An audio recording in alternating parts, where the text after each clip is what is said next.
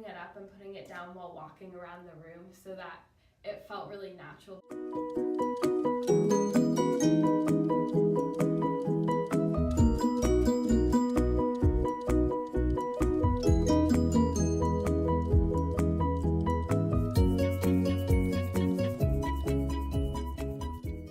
Most helpful one for me was just, having the violin in its spot and then doing kind of like a fake shift where I just move my hand up and extend it, tap, tap, tap.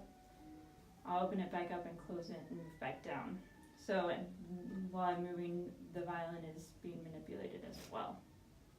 I think there were two. One was like finding the spot to like really, so that you know exactly where it's supposed to go so that it feels comfortable. And then another one that really helped me was putting it up and putting it down while walking around the room so that it felt really natural, because the whole point of playing without a shoulder rest is so that you feel really natural, and that really helped me understand the point.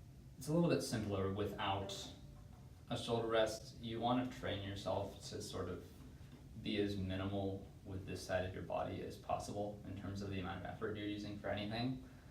The tendency to clench comes from, of course, the fact that your left hand is now supporting the instrument, and that's probably one of the biggest things for people is they think, well, how can you possibly do that? Your left hand is supporting the instrument. You can't shift down, you can't vibrato, you can't do anything. Your left hand is going to be stuck, it won't have any freedom.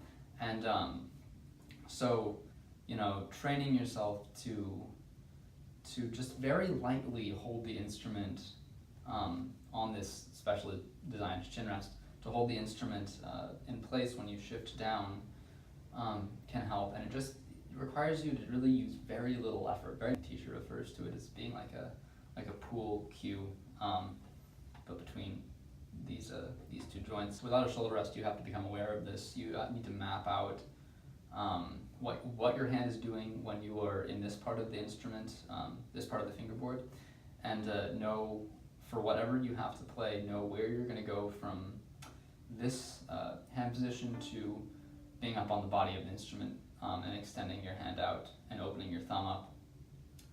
And that seems like a big task to learn that for every piece, but it really becomes pretty intuitive that there's going to be a certain position where you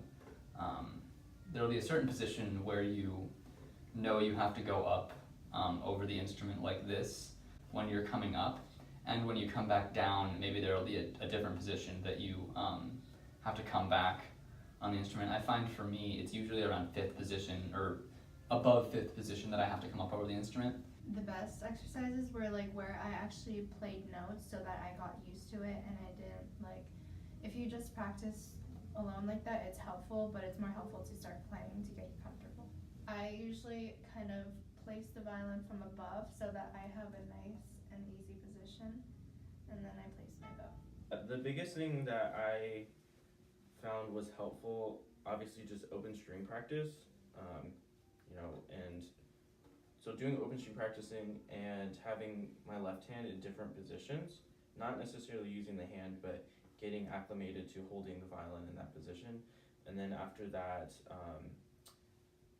shifting exercises. So I used the Yoast exercises, so practice where you're isolating just a really small shift and then building from there. I found those the most helpful because shifting was the most difficult part of it, not having a shoulder rest anymore.